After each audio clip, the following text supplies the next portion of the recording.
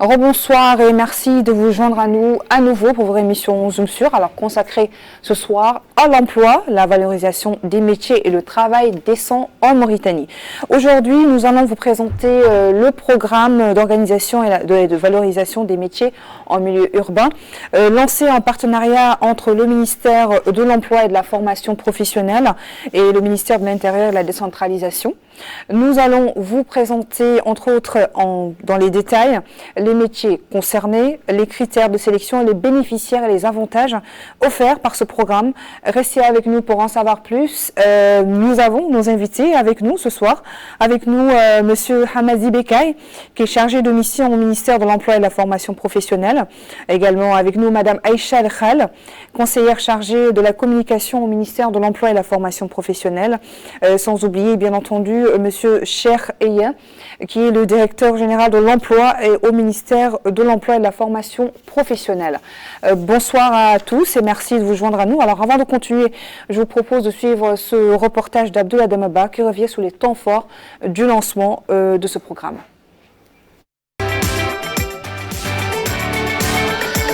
L'objectif de ce programme est de créer des opportunités d'emploi permanent pour plus de 9 000 jeunes et renforcer leur capacité professionnelle dans le cadre de la première phase.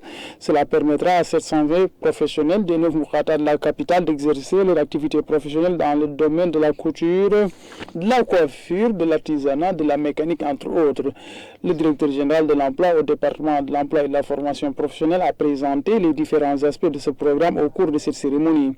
La ministre de l'emploi et de la formation professionnelle, Mme Zéromunta Ahmed a affirmé que le programme de valorisation des métiers dans le milieu urbain permettra de développer et exploiter les opportunités d'emploi disponibles dans le secteur des services en milieu urbain. Elle a en outre indiqué que cela permettra aussi d'améliorer les revenus des bénéficiaires et l'organisation de la profession. Le président de l'association des maires de Mauritanie et celui des conseils régionaux, respectivement Ahmedoul Eli et Mohamedoul Biye, ils ont tour à tour salué cette initiative qui, disent-ils, contribue à résorber le chômage et améliorer les revenus des citoyens.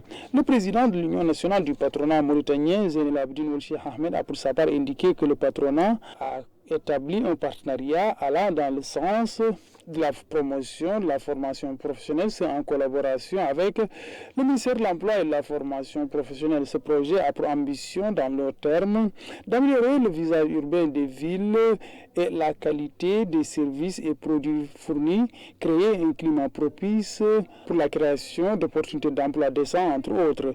Ce programme, qui va être exécuté en partenariat avec le ministère de l'Intérieur et de la décentralisation, a été marqué par la signature des secrétaires généraux du ministère de l'Intérieur et de la décentralisation et celui de l'emploi et de la formation professionnelle. Les deux parties se sont engagées à soutenir et valoriser l'organisation des professions et métiers.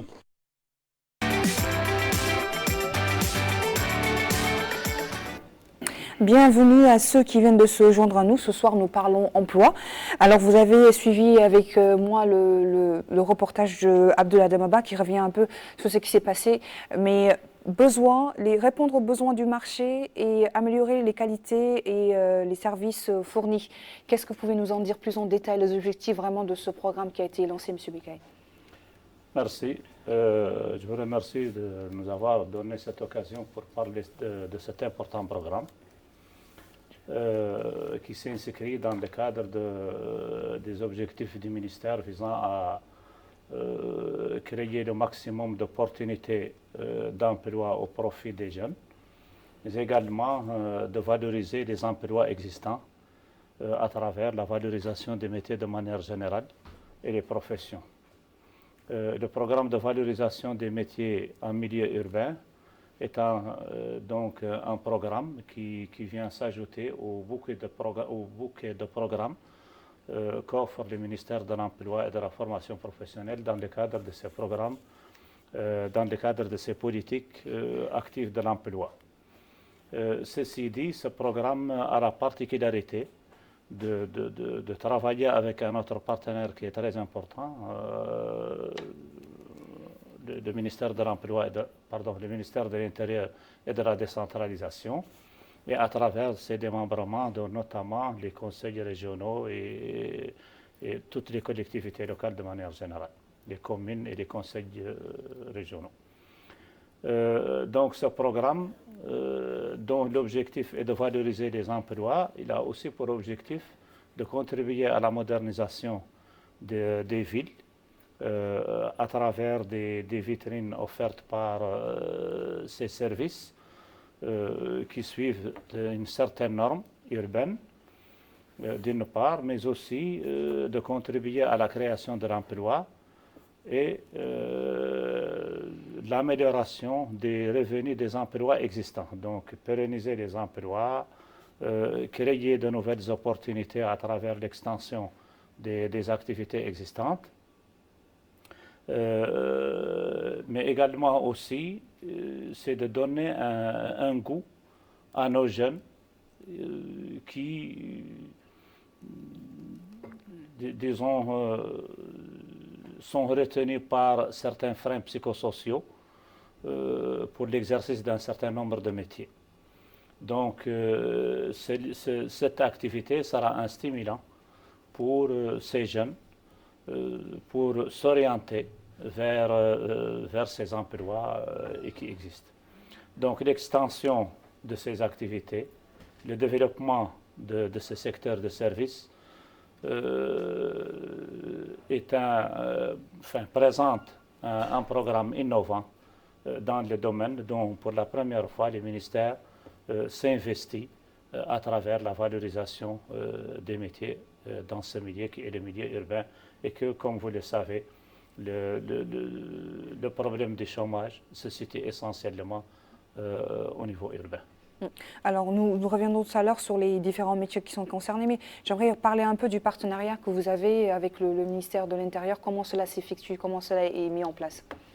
Alors, ce partenariat, vous savez, le ministère de l'Intérieur, c'est un ministère qui a sous sa tutelle toutes les autorités au niveau décentralisé. Et donc, au niveau des Muqata'a, au niveau des wilayas, ce sont les walis, les hakams, qui coordonnent l'ensemble des activités de tous les services publics, donc de manière générale. Mais également aussi, le ministère de l'Intérieur et de la décentralisation constitue aussi la tutelle des collectivités locales. Donc, en d'autres termes, on ne peut intervenir au niveau de ces services sans passer par cette voie qui est concernée à plus d'un titre, étant donné que c'est elle qui coordonne l'ensemble des activités au niveau local, que ce soit le ministère de l'Emploi, mais également aussi l'ensemble des ministères. Et donc, c'est un partenaire privilégié pour le ministère de l'Emploi pour l'exécution de ce programme. Alors, Madame Aïcha, vous êtes conseillère chargée de la communication au ministère de l'Emploi. Dites-nous, revenir plus en détail sur les objectifs déjà de cette phase-là, mais c'est une phase pilote, si je ne me trompe pas. Oui, tout à fait. Donc, le vendredi dernier, nous avons assisté au lancement officiel de ce programme en présence de la ministre de l'Emploi et de la Formation professionnelle, mais également du ministre partenaire de ce programme, à savoir le ministre de l'Intérieur et de la Décentralisation, en présence bien évidemment d'autres homologues à eux qui sont concernés à plus d'un titre également par ce programme. Effectivement, nous allons commencer par une phase pilote. Une phase pilote qui a pu voir le jour parce qu'avant même de lancer ce programme, le ministère de l'Emploi et de la Formation professionnelle a lancé une enquête de terrain qui a permis justement d'avoir une idée de l'ampleur des acteurs qui interviennent en milieu rural, de cartographier, d'identifier tous ces professionnels qui opèrent dans le secteur informel pour la plupart, et de nous donner une idée, un listing de toutes les professions qui sont exercées, mais également du nombre de professionnels qui sont concernés. Donc cette phase pilote qui concerne uniquement le Nef Muqata'a de Nouakchott, à savoir uniquement la capitale, sachant que ce programme a vocation à s'étendre plus tard sur l'ensemble du territoire national. Mais justement, c'est au niveau uniquement des 9 Mourata'a de Nouakchott dans cette phase pilote et cela concerne uniquement un certain nombre de métiers qui ont été triés sur le volet parmi tous les métiers qui ont été identifiés. Mais pour cette phase pilote, on se concentrera sur 6 métiers qui regroupent le plus grand nombre de professionnels. Je peux vous les lister et vous donner quelques chiffres. Donc, nous avons les coiffeurs, sachant qu'il y a plus de 980 professionnels qui ont été identifiés dans ce corps de métier. Pour la couture, on est à plus de 2300 professionnels qui opèrent, sachant qu'on reste toujours au niveau de Nouakchott. Les réparateurs de pneus, plus de 600 professionnels. Les vendeuses de couscous, plus de 1600, pour la plupart des femmes, la majorité, si ce n'est la totalité. Les artisanes de henné, on est à plus de 300 également professionnels. Et les blanchisseurs qui sont à plus de 600 professionnels. Donc, on tourne autour de, pour les 9 Mourata'a, plus de 9000 professionnels. Mais pour cette phase pilote, on se concentrera sur 720 professionnels répartis entre les différents métiers et les différentes Mourata'a. Chaque Mourata'a aura un certain quota. Et donc voilà, une fois que cette phase pilote sera achevée, que les leçons seront tirées, le programme pourra s'étendre sur l'étendue du territoire national, mais également à tous ces autres métiers qui ont été identifiés, tels que la blanchisserie, les boucheries, les poissonneries, la vente de lait, etc.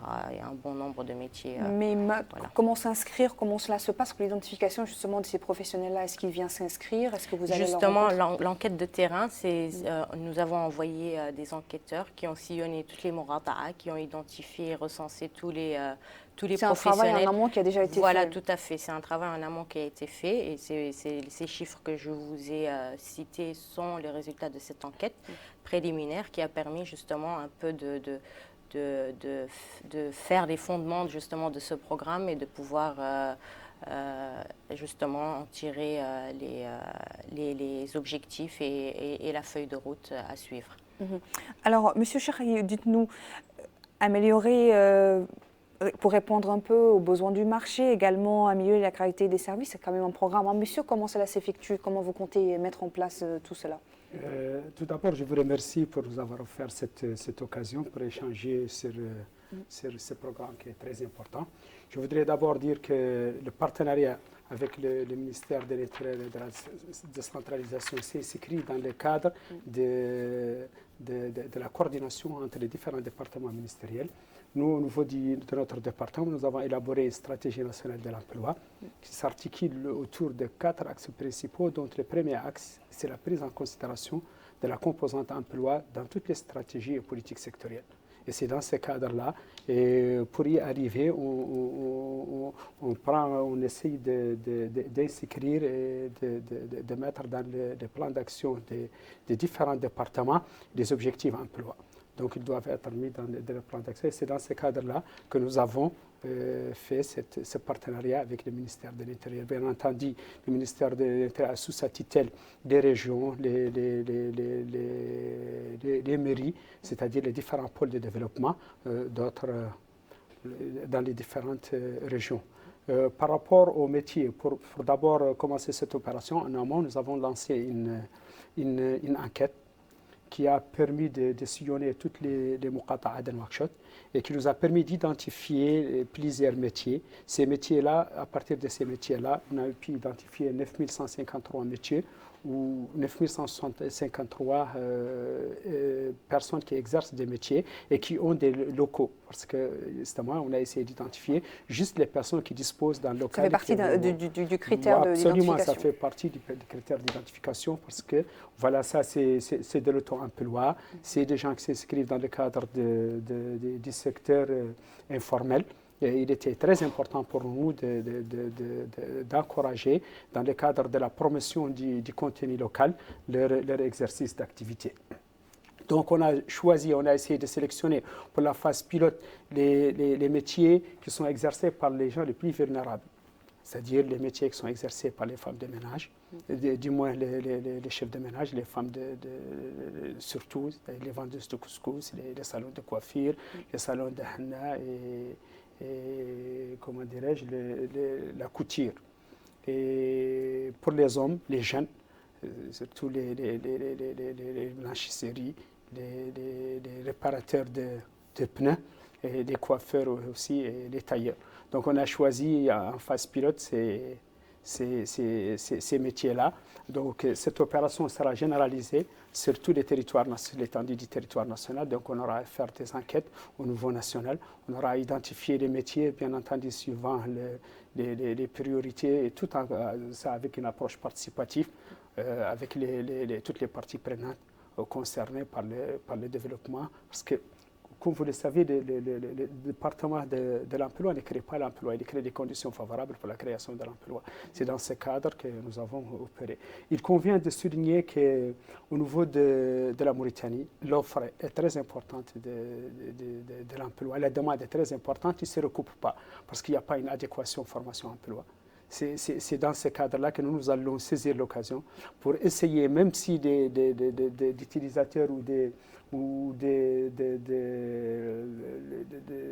certains métiers sont exercés par des gens qui ne sont pas vraiment professionnels, on va essayer de les assister. Vous tendez à ce que ces personnes-là soient beaucoup plus professionnelles. Absolument. Et puissent se développer dans le secteur. Nous allons les accompagner, nous allons leur faire toutes les formations nécessaires, même si certains nécessitent des formations en éducation de vie, on va leur faire des formations en éducation de vie. Si c'est en gestion, on va faire en gestion, en commercialisation, assurer le suivi. Donc ça sera un partenariat réellement qui est gagnant-gagnant, qui va leur permettre, eux, réellement de s'imposer sur le marché, de continuer à assurer la pérennité, la modernisation et la valorisation de leur métier, et qui va permettre au département et au gouvernement réellement d'assurer une bonne résorption du chômage. Donc cette phase, c'est une phase plutôt formation, justement, Pas véritablement formation, parce que cette phase-là, nous avons identifié, pour le moment, nous avons identifié les métiers dont les propriétaires les exercent des axes principaux.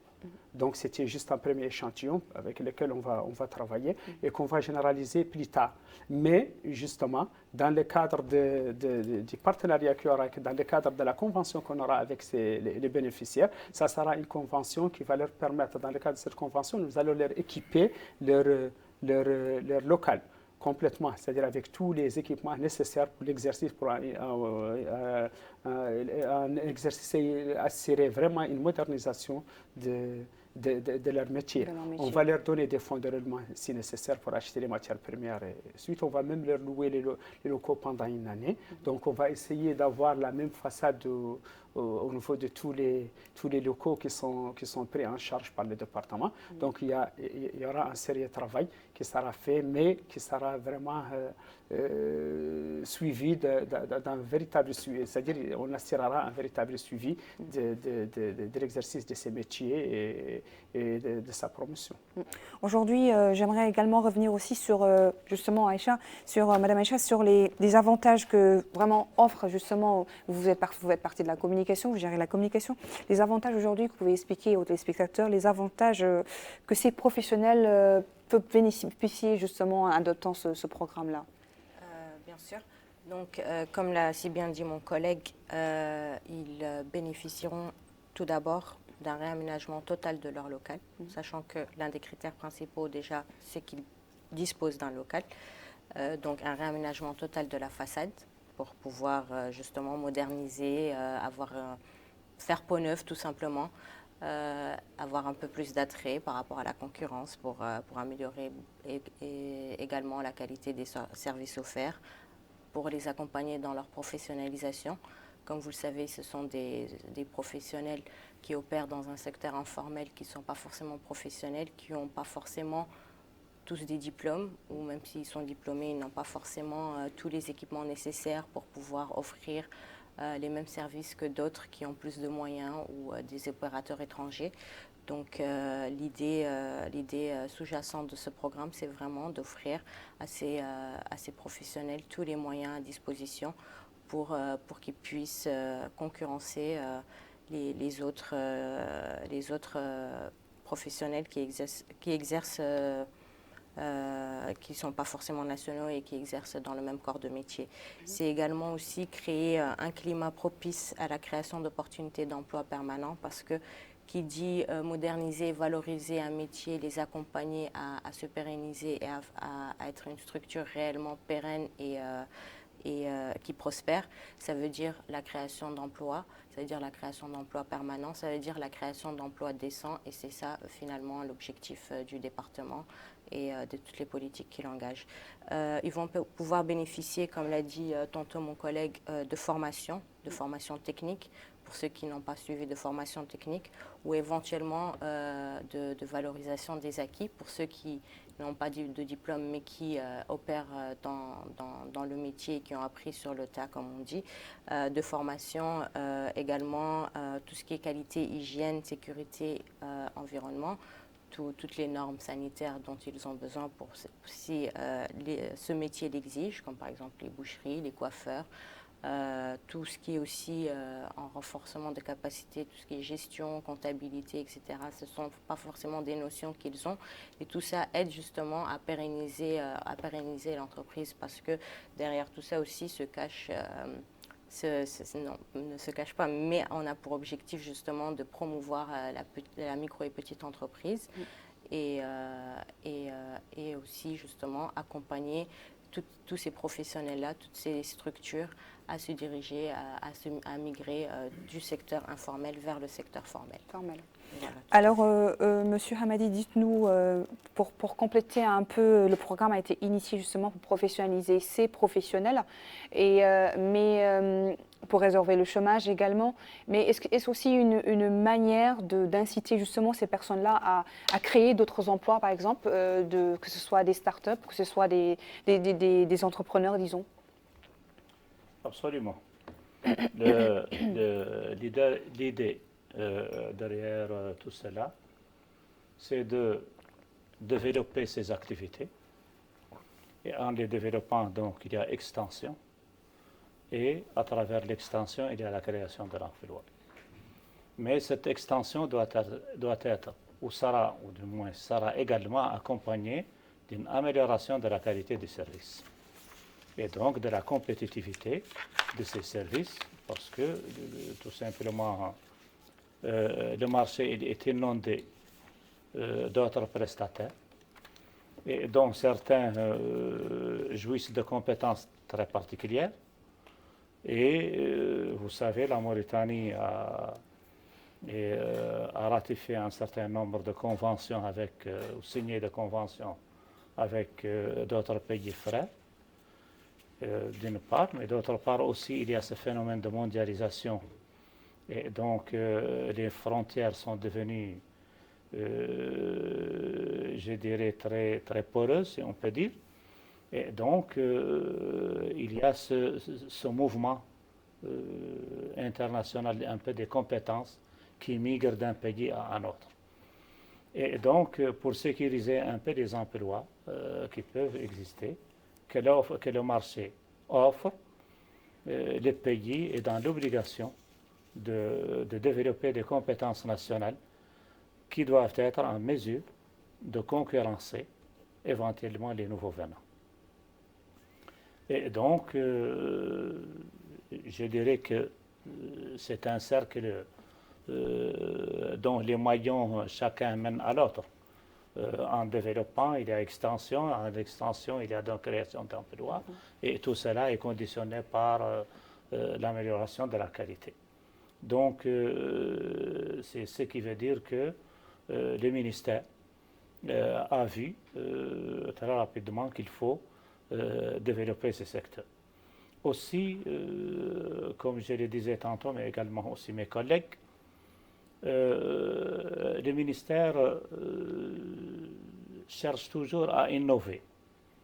Je ne répète pas, mais ça sera utile de le dire, que le ministère de l'Emploi et de la formation professionnelle n'est pas le responsable de la création de l'emploi. Il est le responsable de la comptabilité de l'emploi de manière générale. Il est le responsable de la promotion de l'emploi. Il est le responsable de la mise en place des politiques et de leur suivi en matière d'emploi. Mais il somme n'est de pas mettre le en place le secteur cadre lui-même idéal. qui crée de l'emploi. L'emploi, il est créé par le marché. L'emploi, il est créé par les secteurs productifs. C'est là où se crée l'emploi. Et le ministère de l'Emploi ne gère pas ces secteurs. Cependant, il doit, dans le cadre des politiques actives de l'emploi, donner de beaux exemples qui peuvent être suivis. Mettre en place un cadre idéal. Voilà. Voilà. Et donc, ça stimule un peu la réaction des investisseurs aussi. On peut avoir un investisseur qui n'est pas professionnel du métier, mais il est attiré par l'activité et donc il peut s'investir et attirer des jeunes, des professionnels à travailler dans ces activités-là. Et donc, dans ce cadre, donc, il y a développement de l'entrepreneuriat. Lui-même, le promoteur lui-même n'étant pas professionnel, mais avec les investissements qu'il fait, donc il peut créer autant de services qu'ils peuvent financer. Tous ces services vont créer des emplois et donc générer des emplois et donc des salaires. Et là, vous savez, l'emploi chez nous, je dirais, on le partage en 2-3 catégories. Il y a ce qu'on appelle les emplois salariés. Il y a l'auto-emploi, c'est-à-dire la personne elle-même qui est là sur le marché. L'emploi salarié, c'est là où on travaille avec un contrat dans une entreprise ou un service public ou privé. Et donc, on perçoit à la fin du mois un salaire.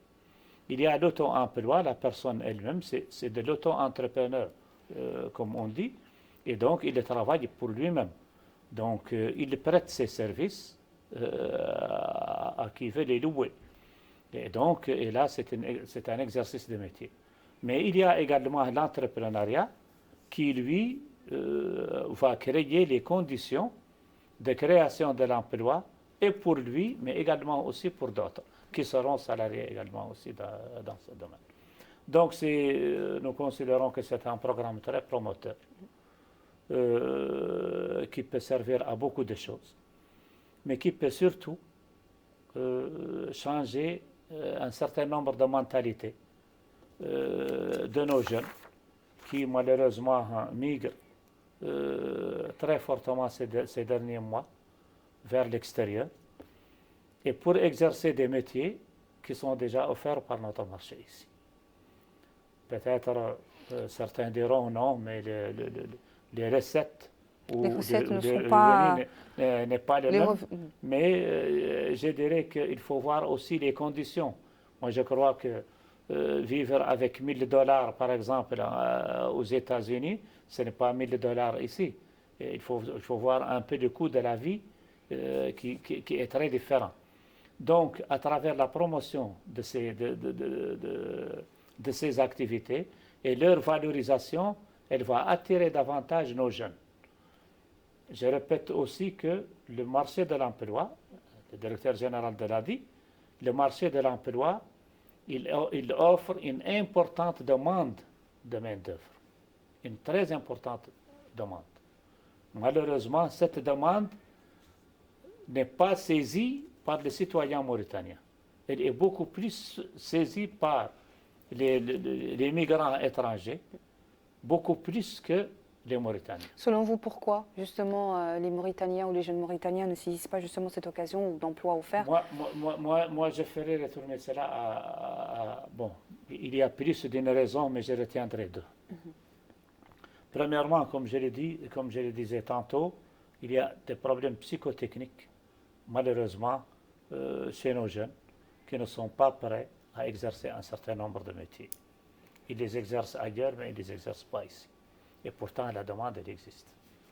Et d'ailleurs, nous, au niveau de la formation professionnelle, pour développer les compétences pour ces jeunes, pour qu'ils puissent exercer ces métiers, Dieu sait combien on fait de campagnes de sensibilisation et de caravanes sur les métiers pour attirer les jeunes vers ces métiers qui sont offerts au niveau des établissements de formation technique et professionnelle. Malheureusement, la demande est très faible, très faible. L'offre est là, mais la demande est très faible. Ceci dit, on ne peut pas exercer un métier sans développer des compétences. les compétences, quand on ne les développe pas par apprentissage, ni par formation, je crois que ce n'est pas intuitif, qu'on va d'une manière intuitive, qu'on va les acquérir. Donc, il y a ce problème de rétention ou de retenue au niveau des esprits de nos jeunes qui les empêche d'aller vers ces métiers. Quel qu'en soit le secteur que vous prenez. Si vous prenez le secteur des bâtiments et travaux publics, regardez, c'est à l'œil nu, je dirais, vous trouverez que les maçons, ils viennent d'ailleurs, les ferrailleurs, les coffreurs, les plombiers, les menuisiers, et j'en passe. Mais également, si je prends un autre secteur, la pêche, c'est également vrai. Si je prends les services, aller dans les restaurants, aller dans les nouveaux, là, je ne sais pas comment ça s'appelle, vous trouverez peut-être que celui qui accueille ou qui perçoit l'argent, c'est peut-être le Mauritanien, mais quand vous passez aux cuisines, aux ateliers, ou tout ça, alors là, vous ne trouverez plus de Mauritaniens. Donc cela demande une professionnalisation davantage pour rendre peut-être le métier plus attrayant pour le citoyen. Voilà, la valorisation, vous savez, la valorisation des métiers, c'est un concept extrêmement important. Parfois même, ça passe uniquement par le nom. Je vous donne un exemple. Par exemple, nous, dans les métiers, c'est lui qui fait, par exemple, le nettoyage. Au lieu de lui donner un nom qui est peut-être pas valorisant, certains professionnels de l'ingénierie des métiers, ils l'appellent le technicien des grandes surfaces. Bon, ça, ce n'est qu'une appellation, mais elle est valorisante quand même. Quand vous travaillez, par exemple, je prendrai une boucherie ou autre, mais qui a les habits propres, il travaille avec professionnalisme, le local lui-même est bien tenu et tout cela, ce n'est pas comme s'il travaille à la manière traditionnelle de chez nous. Également aussi la coiffure.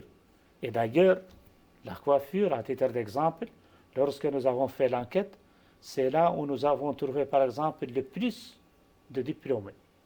Le secteur est carrément en train de se développer, le secteur de la coiffure. Voilà. Il est en train de se développer. D'ailleurs, c'est déjà pas très difficile, bien que ça demande quand même certaines compétences. Mais il est attrayant parce que les conditions elles-mêmes de travail permettent à nos jeunes de prendre un peu goût à ces métiers-là. Donc, la valorisation de tous ces métiers-là, quand ils permettent de donner un bon résultat, c'est-à-dire de bons revenus, quand ils permettent de travailler dans un environnement sain, je pense que tout cela peut contribuer à attirer davantage des jeunes à travailler et des investisseurs à s'investir dans le métier. Alors, pour en parler également, pour compléter un peu, Monsieur Cher, dites-nous justement comment aider aujourd'hui avec ce programme et d'autres programmes que vous avez déjà mis en place à ce changement de mentalité-là vis-à-vis de certains métiers aujourd'hui en Mauritanie que peut-être les jeunes ou les femmes ne veulent pas exercer. D'accord. Par rapport à cette question-là, comme l'a bien dit monsieur le chargé de mission, nous avons fait plusieurs campagnes de sensibilisation par rapport à l'importance des métiers. On a fait même des ateliers d'échange entre toutes les parties prenantes. On a fait des ateliers par zone, chaque zone regroupe plusieurs wilayas. On essaie d'échanger avec une approche participative de toutes les personnes qui sont concernées, qui peuvent influencer la société, c'est-à-dire les élus, la société civile, les associations des jeunes, l'administration, même les encadreurs dans dans les centres de formation professionnelle pour essayer d'orienter les jeunes un peu vers la formation qualifiante, leur expliquer que la main-d'œuvre nationale n'est pas qualifiée, qu'elle nécessite un développement de compétences, qu'elle nécessite réellement de s'orienter vers des métiers qui sont demandés par le marché de l'emploi, qu'il existe beaucoup la demande est très importante sur le marché de l'emploi, mais l'offre ne suit pas parce qu'il n'y a pas cette, comme je vous l'ai dit, cette adéquation formation-emploi, c'est-à-dire la formation ne répond pas aux besoins du marché. On a fait des sensibilisations à travers des caravanes organisées par le programme Mehneti, dans le cadre de la valorisation et l'échange sur l'importance des métiers, pour dire que réellement, il n'y a pas de métiers qui ne sont pas importants. Tous les métiers sont rentables, tous les métiers, ça dépend juste de comment on va essayer de les exercer. Et on fait des échanges, on fait des ateliers. Et je pense que ce programme-là jouera un rôle important dans ce changement de mentalité, parce qu'à travers ce programme-là, une fois qu'on essaye de financer, de moderniser et d'équiper les propriétaires de ces locaux-là et les personnes qui exercent ces métiers, de les équiper des équipements, là la vision va changer, l'aspect extérieur même des locaux va changer, même l'aspect extérieur des personnes qui exercent. Quand tout de suite le chargé de mission disait, quand on voit un boucher qui est bien habillé, qui est habillé correctement, qui est propre, avec des outils modernes, tout ça, ça va un peu stimuler les jeunes à aller, à s'orienter vers un peu parce que là-bas, la rentabilité, elle est là, elle est claire. Le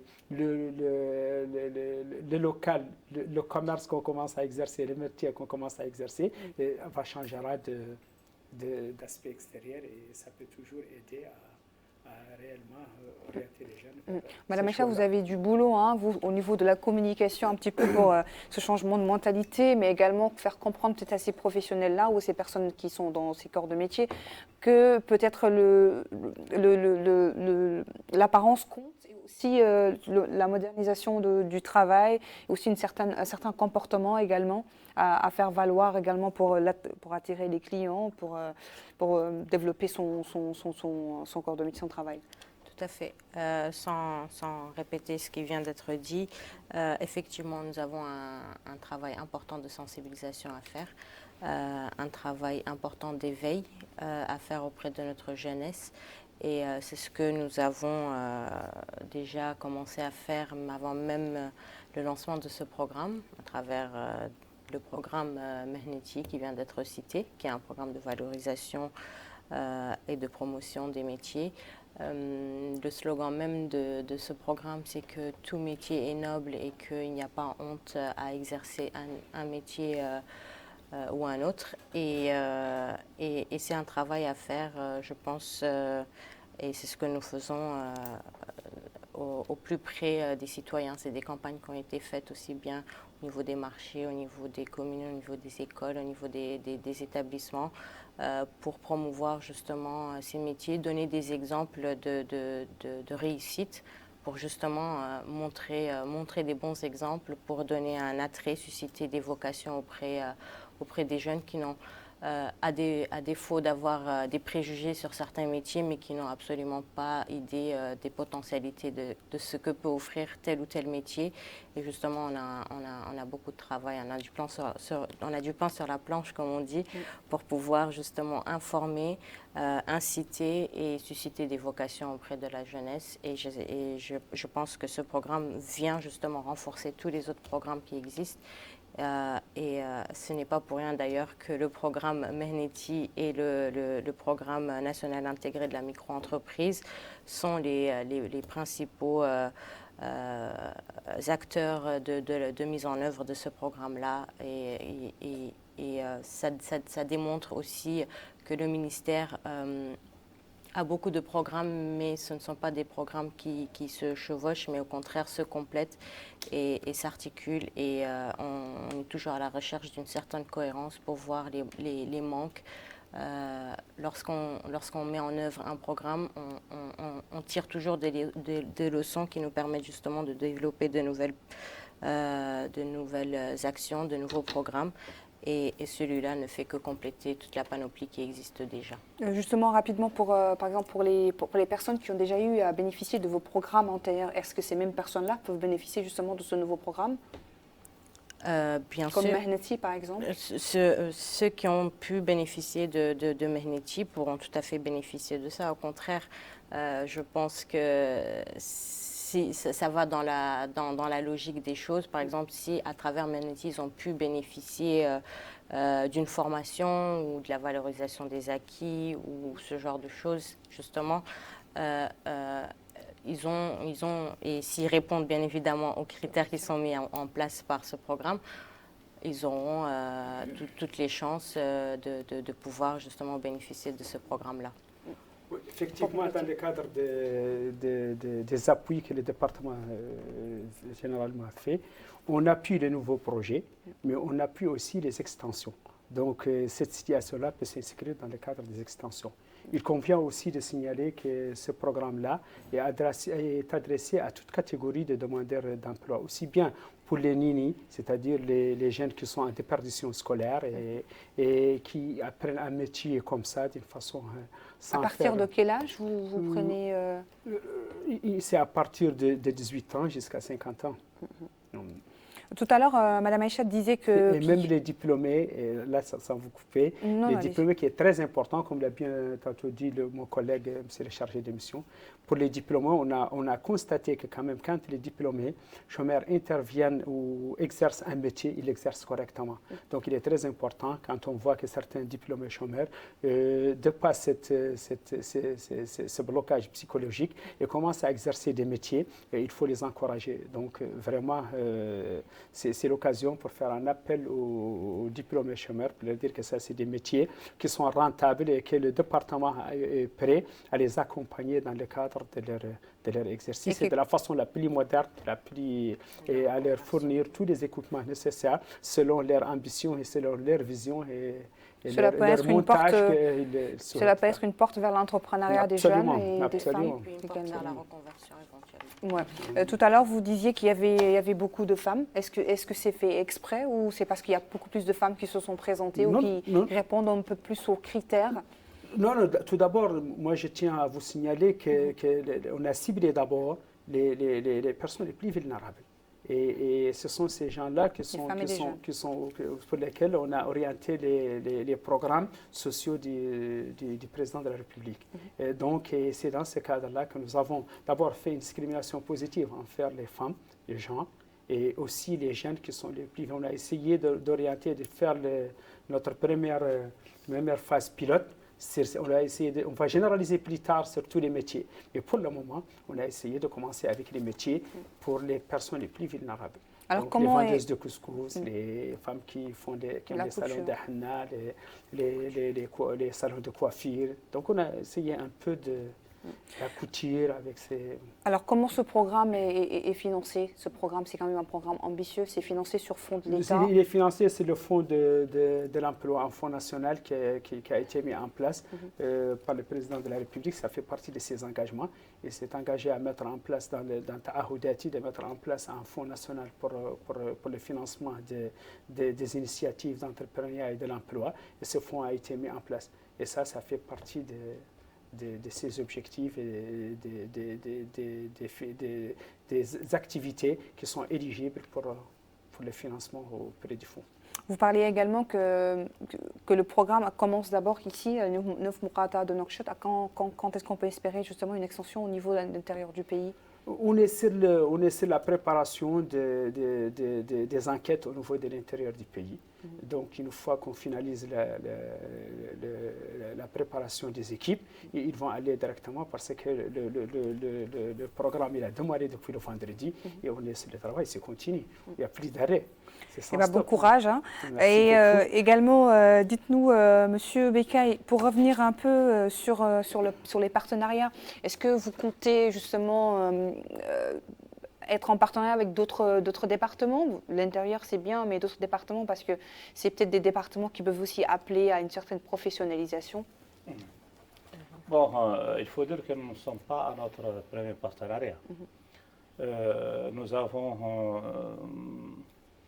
nous avons en 2010-2011, nous avons fait un partenariat avec le ministère dans le temps c'était le ministère du Développement rural, l'agriculture et l'élevage, où nous avons pu insérer un certain nombre de jeunes diplômés dans le secteur agricole, particulièrement dans la zone de Pourrier.